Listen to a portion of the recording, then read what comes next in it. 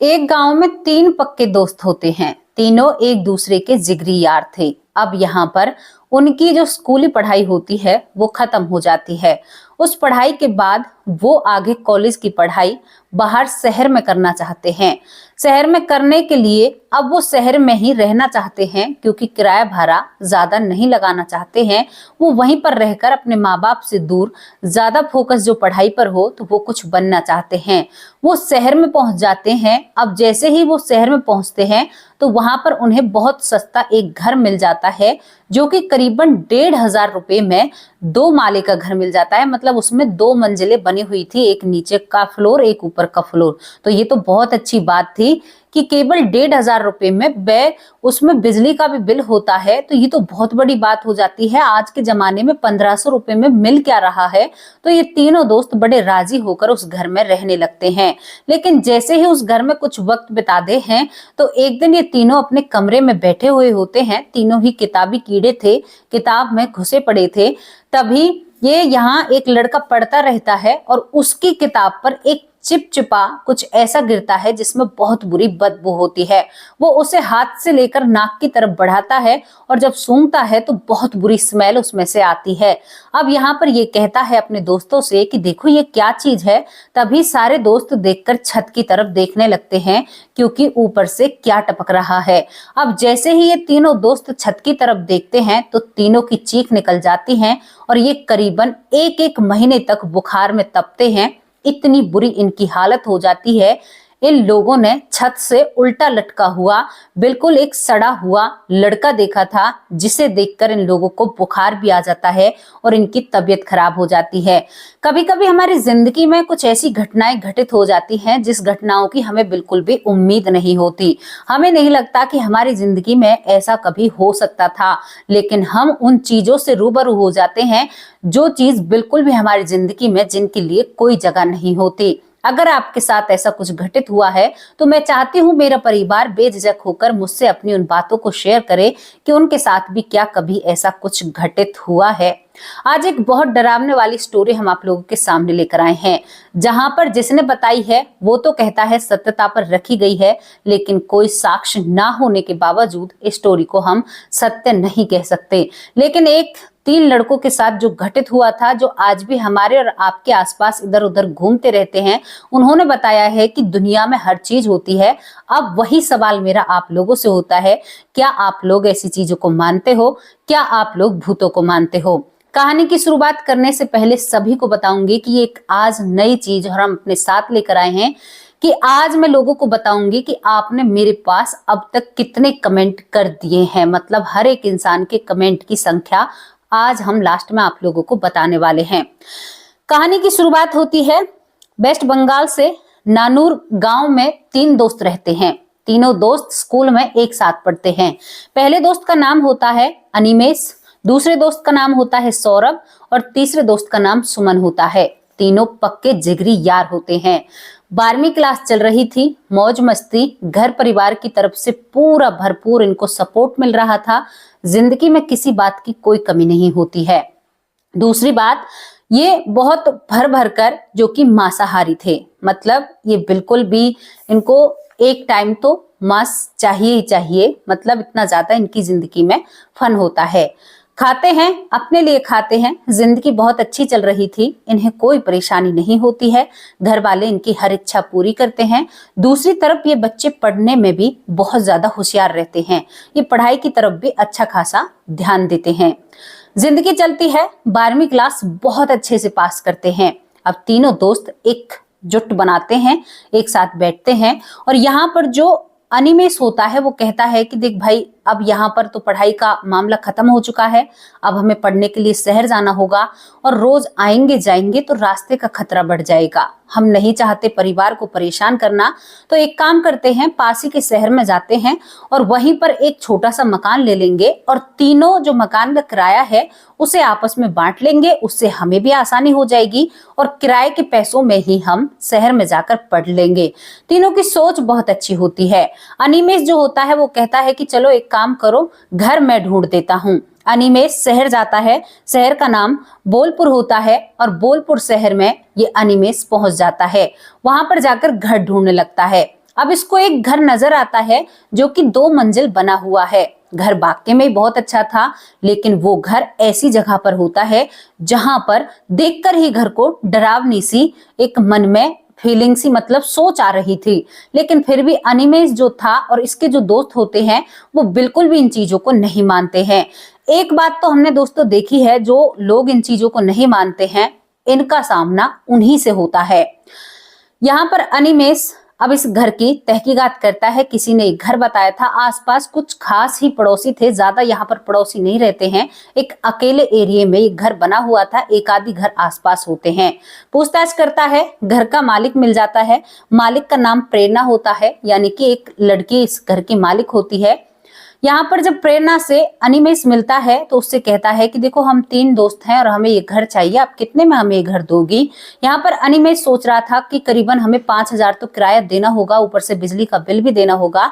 लेकिन प्रेरणा ने झट से ही कह दिया कि तुम्हारे लिए कर रही हूँ केवल 1,500 रुपए में, जिसमें तुम्हारा बिजली का बिल भी रहेगा। यहाँ पर अनिमेष थोड़ा सा हैरान हो जाता है कि बहुत सस्ता घर मिल रहा है, इस शहर में इतने सस्ते घर की तो उम्मीद ही नहीं थी। दोस्तों इस बात को सुनकर जो अनिमेष होता है वो थोड़ा सा हैरान और परेशान हो जाता है, लेकिन वो कहता नहीं है कि अगर मैं घर के ओनर से ये बात कहूंगा तो कहीं वो कहने लग जाए कि भाई और बढ़ा दो, तो हमारा तो अच्छा खासा काम चल रहा है। अनिमेष बहुत राजी हो जाता है। तभी एक व्यक्ति वहां से गुजर रहा था, वो अनिमेष की तरफ घूर घूर कर देखने लगता है।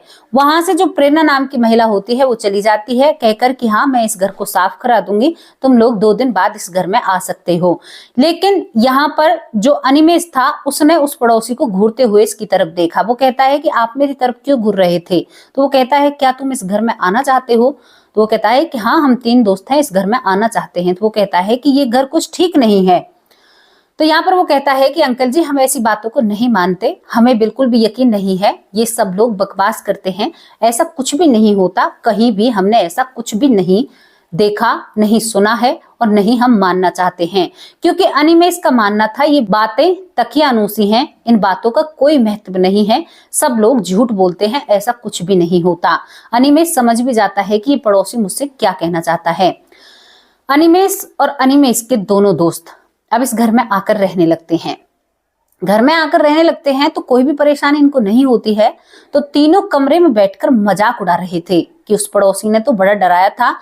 वो पड़ोसी दोबारा आता है इनके पास और कहता है कि बेटा कोई बुजुर्ग व्यक्ति था जो इनसे काफी दूर रहता है, क्योंकि मैंने कहा ना कि ऐसी जगह पर इनका घर होता है कि जहां पर एक बहुत अलग इलाके में, तो वो फिर भी इनके पास आता है और कहता है कि बेटा तुम अभी जवान हो रहे हो, तुम्हें समझनी चीजें बहुत बाकी हैं, अगर कोई भी परेशानी हो तो मैं उधर रहता हूँ और तुम सभी मेरे पास आ सकते हो। हाँ इसकी बात ठीक थी। इन लड़कों ने इसकी बात से इनके सामने हाथ जोड़े और कहा अंकल आप बहुत अच्छे हैं, मैं आपके बारे में कुछ गलत सोच रहा था, लेकिन आपकी जो मनसा है, जो इच्छा है, मुझे बहुत अच्छी लगी, बहुत अच्छा लगा हमें यह सुनकर। अब ये तीनों दोस्त इसमें रहने लगते हैं और अपनी पढ़ाई को आगे बढ़ाने लगते हैं। ये तीनों दोस्त पढ़ते हैं तो पढ़ने के साथ साथ इनको 1 महीना हो जाता है, सोचते हैं कि कुछ भी नहीं है, हम तो बहुत अच्छे से रह रहे हैं। लेकिन जैसे ही 1 महीना बीतता है तो इन तीनों दोस्तों को एहसास होने लगता है कि हमारे साथ कोई और भी इस घर में रहता है। यानी कि अब क्या होना शुरू हो गया था, ये तीनों दोस्त सोते रहते और इनको लगता कि कोई हमारे आसपास घूम रहा है या छत पर कोई उल्टा लटक रहा है। अब इसको ये सपना मानते हैं। एक दिन कमरे में तीनों बैठकर पढ़ते रहते हैं। अब जैसे ही ये तीनों बैठकर पढ़ रहे थे तो यहाँ पर एक लड़का पढ़ाई कर रहा था जिसकी तरफ एक खिड़की होती है। क्योंकि ये तीनों दोस्त एक ही कमरे में रहते थे, भले ही घर कितना भी बड़ा हो, लेकिन लड़के लोगों की आप लोगों को पता है कि वो तीनों एक साथ में ही रहते हैं। और नीचे के घर में जो ये नीचे का फ्लोर होता है इसमें ताला लगवा देते हैं और ये ऊपर तीनों लोग एक कमरे में रहते हैं, तीनों लड़के। अब उस कमरे में एक ऐसी खिड़की थी कि जिस खिड़की से एक लड़के को दिखाई देता है कि एक लड़का है जो बिल्कुल सड़ा हुआ है और वो उस खिड़की पर नीचे की तरफ मतलब लटक रहा है। ये लड़का बहुत जोर से चीखने लगता है, कहता है कि अमीनेश तुम्हारे पीछे कोई है, तुम्हारे पीछे कोई है। तो अमीनेश जैसे ही मुड़कर देखता है तो वहां पर कुछ भी नहीं होता है। अब ये लड़का इससे कहने लगता है कि भाई तुम मेरी एक बात सुनो, इसमें कुछ भी नहीं है, इस खिड़की से कोई कैसे लटक सकता है? तुम्हें पता नहीं है कि इस खिड़की के ऊपर ना ही तो कोई छज्जा है, ना ही कोई ऐसी चीज निकली हुई है जिससे कोई व्यक्ति उल्टा लटक सके। तुम्हारा वहम होगा। यहाँ पर ये अपना वहम समझकर इस बात को छोड़ देते हैं और फिर जिंदगी आगे चलने लगती है। अब यहाँ पर एक दिन ये जो सौरभ है बाथरूम में कुछ कर रहा था, तभी इसको बाहर से लगा कि अमी ने इसने इसको बुलाया था, जबकि वो दोनों कॉलेज जा चुके थे। आज यहाँ पर जो सौरभ है वो अकेला घर रह जाता है, इसकी तबीयत खराब होती है। अब इसके दरवाजे को कोई खटखटाता है। ये बाथरूम में नहा रहा था तो इसे लगता है कौन है। ये आनन फानन में जल्दी नहाता है और बाहर देखकर जब बाहर निकलता है तो घर में कोई भी नहीं रहता। वो कहता है कि दरवाजा किसने खटखटाया। ऊपर से इसको बुखार चढ़ रहा था तो शायद ये समझ लेता है कि मुझे बुखार की वजह से ऐसा महसूस हो रहा है, लेकिन ये बुखार में अब सो जाता है। सोया हुआ था, दिन का वक्त होता है। एक लड़का इसके पास आकर बैठता है और बैठने के बाद जिस चादर को ये ओढ़कर सोया हुआ था उसे उघाड़ कर कहता है कि तुम्हारी तबीयत कैसी है। यहाँ पर ये कहता है कि तुम कौन हो? तो वो कहता है कि कोई नहीं, बस तुम्हारा हालचाल पूछ रहा हूँ। और वो कहता है कि अब तो बुखार उतर गया है, लेकिन तुम हो कौन और ऐसे कैसे आ गए? मैंने तो दरवाजा बंद कर रखा था। तभी वो उठकर इसके पास से चला जाता है और यहाँ पर जो सौरभ होता है वो उठकर देखता है तो सभी दरवाजे बंद थे। सौरभ को डर के कारण और तेज बुखार चढ़ाता है। तभी ये दो दोस्त कॉलेज से आते हैं और कॉलेज के आने के बाद सौरभ सारी बातें इनको बताता है। कहता है कि आज मेरे साथ ऐसा घटित हुआ कि मैं बाथरूम में नहा रहा था, तभी लगा किसी ने दरवाजा खटखटाया। उसके बाद जब मैं सो जाता हूँ तो सोने के बाद मुझे एहसास होता है।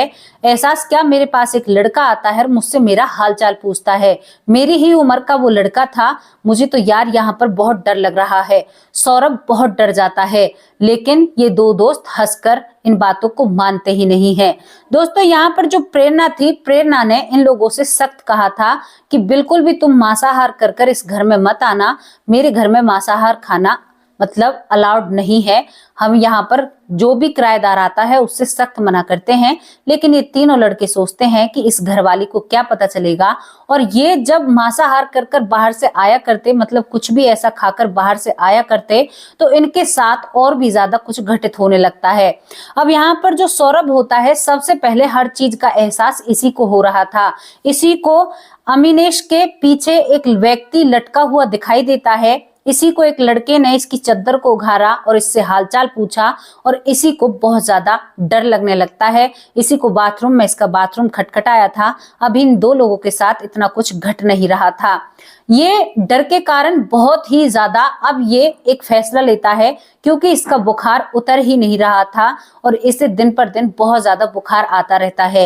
ये दोनों दोस्तों से कहता है कि देखो भाई, तुम्हारा जो मन करे वो करो, मैं यहाँ पर नहीं रहूंगा, क्योंकि मुझे यहाँ पर एहसास हो रहा है और मैं बहुत ज्यादा बीमार पड़ रहा हूँ। जिंदगी में कभी ऐसा नहीं हुआ कि मेरा बुखार नहीं उतरा। मैंने कई बार दवाई ले ली, मुझे 15 से 20 दिन हो गए हैं, लेकिन मेरा फीवर कम नहीं हो रहा है। और यहाँ पर जो सौरभ होता है इस घर को छोड़ने का इरादा कर लेता है, क्योंकि जिस दिन से उसने उस पीली आंखों वाले लड़के को लटका हुआ देखा था, जिसके शरीर से कुछ टपक रहा था खिड़की के बाहर, तब से उसको बुखार था और उसका बुखार उतरता ही नहीं है। सौरभ यहाँ से अपना बैग पैक करता है और अपने घर चला जाता है। घर जाने के बाद वो वहीं से अपनी पढ़ाई को जिस तरह से उसका मन करता है उस तरह से करने लगता है और सौरभ वहां पर ठीक होने लगता है। लेकिन इधर सुमन और अमीनेश अकेले रह जाते हैं। ये अकेले रह जाते हैं तो हंसने लगते हैं और कहते हैं कि देखो सौरभ कितना डर गया है। अब इनको कहीं ना कहीं अंदर अंदर डर रहता है कि उसे इतना डर लगा तो हमें भी तो डर लग सकता है। यहाँ पर क्या होता है कि जो सुमन होता है, दिवाली का टाइम आता है तो सुमन दिवाली के टाइम अपने घर जाने की कहता है। सुमन सुमन कहता है कि बस 2 दिन में मैं वापस लौट कर आ जाऊंगा। अमीनेश अब इस घर में बिल्कुल अकेला रह चुका था। अमीनेश मना भी करता है इसको जाने के लिए, क्योंकि कहीं ना कहीं अमीनेश को अब डर लगने लगा था। अमीनेश जब इसको मना करता है तो यहाँ पर सुमन मानता नहीं है और सुमन चला जाता है। अमीनेश अपना बिल्कुल बाहर से खाना खाकर आता है। आज वो अंडे वंडे और कुछ चिकन विकन खा के आया था। खाने के बाद वो छत पर दिवाली पर जो लाइटें लगी होती हैं पूरे शहर को देखने लगता है, क्योंकि उनका घर अलग थलग था तो वो शहर बहुत खूबसूरत लग रहा था। आसपास के लोग सभी अच्छे लग रहे थे और वो वहीं पर उस हवा में बैठ जाता है। बैठे बैठे उसे पता ही नहीं चलता कि कब कब में उसे 1 बज जाता है उस छत पर। और जैसे ही उसे पता चलता है वो टाइम देखता है फोन में। और दोस्तों आपको बता दूं ये 2019 की घटना है। अब यहाँ पर अभिनेश जो होता है सीढ़ियों से नीचे की तरफ अपने कमरे की तरफ आ रहा था, क्योंकि वो तीसरे फ्लोर पर खड़ा हुआ था जहां पर कुछ बना नहीं होता, केवल छत ही होती है। जब वो नीचे की तरफ आ रहा था तो उसे एहसास होता है कि एक लड़का उसके पीछे से आया और उसके शरीर से आर पार होकर उससे आगे उसके कमरे में चला गया। अब यहाँ पर ये बहुत ज्यादा डर जाता है। कोई बाजू में भी ऐसा घर नहीं था जिससे कहकर बुलाया जाए कि भाई मुझे बहुत ज्यादा डर लग रहा है। वो अंकल की बातें याद आ रही थी। उसके बाद यहाँ पर जो अनिमेष होता है वो अपने कमरे में जाता है। कमरे में भी उसे एहसास हो रहा था कि उसके साथ कोई है। अब यहाँ पर वो बैठ जाता है। बैठकर किताबों में अपना मन लगाने की कोशिश करता है। किताब को खोलकर वो पढ़ने लगता है। जब वो किताब को पढ़ता है तो उसकी किताब पर कुछ काली काली सी बूंदें आकर गिरती हैं। वो उन बूंदों को ऐसे किताब से उठाता है और उन्हें हाथ से मसलकर और उसे सूंघने की कोशिश करता है। जैसे ही उसे सूंघने की कोशिश करता है तो बहुत बुरी दुर्गंध उसमें होती है और पूरे कमरे में दुर्गंध फैल जाती है। अमीनेश उस घर में उस दिन अकेला था। अमीनेश जैसे ही छत की तरफ देखता है, अमीनेश के पैरों तले जमीन खिसक जाती है। पीली आंखों का लड़का छत पर उल्टा लटक रहा था और उससे ही वो बदबूदार पदार्थ टपक रहा था। अमीनेश बावला सा हो जाता है। घर को छोड़कर भागने की कोशिश करता है। इतनी जोर से चीखने की आवाज होती है कि घर के दरवाजे एकदम खड़क खड़क लगने लगते हैं। लेकिन अमीनेश जो मेन दरवाजा होता है, अमीनेश उसको खोलने में कामयाब हो जाता है। जितनी उसमें ताकत होती है इतनी ताकत से वो उस व्यक्ति के घर की तरफ बढ़ता है जिस व्यक्ति ने सबसे पहले इनको आकर सावधान किया था। अनिमेष उस व्यक्ति के घर का दरवाजा खटखटाता है। करीबन 2 बज जाते हैं इन बातों को होते हुए, तो वो काफी देर में आते हैं तो अनिमेष को वो लड़का दूर से ही दिखाई दे रहा था और उसकी तरफ वो अपनी फिंगर को ऐसे कर रहा था। अनिमेष बहुत डरता है और वो कांपने लगता है। तभी यहाँ पर वो अंकल दरवाजा खोल देता है। अनिमेष उस अंकल के गले लग जाता है, कहता है कि अंकल जी मुझे माफ कर दो, मेरे साथ ऐसा घटित हो रहा है। वो व्यक्ति उसे अपने घर के अंदर ले लेता है, उसे थोड़ा सा गंगा जल देता है, भगवान जी के दर्शन कराता है और कहता है कि बेटा मैंने कहा था ना कि इस घर में कुछ परेशानियां हैं। तो यहाँ पर अनिमेष जो था उसके मन में इच्छा जागरूक होती है कि ऐसा इस घर में क्या है। वो कांपता हुआ डरा सहमा पहले उसे चाय पिलाई जाती है, फिर उसे पानी पिलाया जाता है और उसकी हिम्मत नहीं हो रही थी उस घर की तरफ देखने की भी। अब वो कहता है कि अंकल जी इसमें ऐसा क्या है, कौन है ये लड़का, क्योंकि उस लड़के को उसने खुद ने महसूस किया था। तभी यहाँ पर वो व्यक्ति बताने लगता है कि बेटा तुम लोगों से कई साल पहले यहाँ पर एक लड़का रहा करता जो अकेला रहता है, जिस लड़के का नाम मनोज होता है। बहुत अच्छा लड़का था, मेरी उसकी बहुत बनती है, लेकिन पता नहीं घर दूर होने के कारण उस लड़के को कोई मारकर चला जाता है और इसी घर में उल्टा लटका कर चला जाता है। जब 3 दिन के अंदर उसकी जो बॉडी होती है वो सड़ने लगती है, जब हमें पता चलता है कि यहाँ पर कुछ हुआ है, जब मैं उसकी खबर सुनता हूँ तो मुझे बहुत दुख होता है। मैंने कई बार जिसका नाम मनोज है उसे छत पर घूमते हुए देखा है और मैं कई बार उससे डर भी जाता हूँ, लेकिन आज तक उसने किसी को भी परेशान नहीं किया है, ना ही किसी को कोई हानि पहुंचाई है। लेकिन उस लड़के के साथ बहुत बुरा हुआ है। अब यहाँ पर सुबह का इंतजार किया जाता है। जैसे ही सुबह होती है, अनिमेष इस घर के ओनर को बुलाते हैं जिसका नाम प्रेरणा होता है और प्रेरणा से कहते हैं कि आपने बहुत बुरा किया जो हमें घर की सारी सच्चाई नहीं बताई, तभी आपने हमें 1500 रुपए में अपना मकान दे दिया। आपने बहुत गलत किया है, किसी के साथ कुछ भी हो सकता है, इन सब चीजों का जिम्मेदार फिर कौन रहेगा? क्या आप इनकी जिम्मेदारी लेती हो? आप थोड़े से लालच के लिए किसी की जान को जोखिम में कैसे डाल सकती हो? उस लड़के की आत्मा की शांति के लिए इस घर में कुछ ना कुछ कराओ, वरना इस घर को यहां से हटाओ। अमीनेश बहुत बहुत रूठली उससे कहता है, गुस्से में कहता है कि सावधान हो जाओ, तुम जो कर रही हो वो गलत कर रही हो। दोस्तों यहाँ से अमीनेश दिन के वक्त अपना सामान उठाता है और यहाँ पर जो मनोज है उसके सामने हाथ जोड़कर खड़ा होता है, कहता है कि जिंदगी में कभी भी मैं मांसाहार नहीं रहूंगा, कभी भी मैं ऐसी चीजों को नहीं खाऊंगा, तू मुझे माफ कर दे और तू अपनी जिंदगी को सुधारने के लिए कुछ ना कुछ जरूर कर। अगर तू मेरी बातें यहाँ पर सुन रहा है तो वहां पर अमीनेश बताता है कि खिड़की को हल्ले की आवाज आती है। अब वो मेरा वहम था या डर के कारण था या सच में ही जिस लड़के का नाम मनोज है वो मेरी बातों को सुन रहा था, ये भगवान ही जाने। और उस दिन से जो अनिमेष होता है वो बिल्कुल ही इस मतलब जो होता है चिकन खाना बंद कर देता है और सभी दोस्तों को ये बातें पता चल जाती है। सभी दोबारा से अपनी पढ़ाई को शुरू करते हैं और जिंदगी को दोबारा से जीने की कोशिश करते हैं। लेकिन अनिमेष बताता है कि मेरे दिमाग से ये भूत कभी भी नहीं उतरता और मुझे बहुत डर लगता है, क्योंकि यहाँ पर जो मनोज होता है बिल्कुल शुद्ध शाकाहारी होता है और उसके साथ ऐसा घटित हुआ था। पुलिस आज तक भी पता नहीं लगा पाई है कि उसके साथ किसने ऐसा किया था, शायद तभी उसकी आत्मा भटक रही है। दोस्तों इस स्टोरी को सुनकर डर भी लगता है और एहसास भी होता है कि अच्छे लोगों के साथ जब बुरा हो जाता है तो ये बहुत बुरी बात हो जाती है। क्या आप भूतों को मानते हो? क्या आप इस घटना पर यकीन करते हो? आपकी जो भी राय है अपनी राय कमेंट बॉक्स में जरूर रखना। लेकिन दोस्तों कभी भी बेकसूर के साथ गलत नहीं करना चाहिए, ये बहुत बुरी बात होती है। यहाँ पर अमीनेश बताता है कि मैंने उसके नाम का, जब मुझे पता चला तो मैंने मनोज के नाम का एक हवन भी कराया था, क्योंकि वो मानता है कि उसके साथ गलत हुआ था। दोस्तों मनोज के साथ जो हुआ वो गलत हुआ, अमीनेश ने जो किया क्या वो सही किया? आप अपनी राय कमेंट बॉक्स में जरूर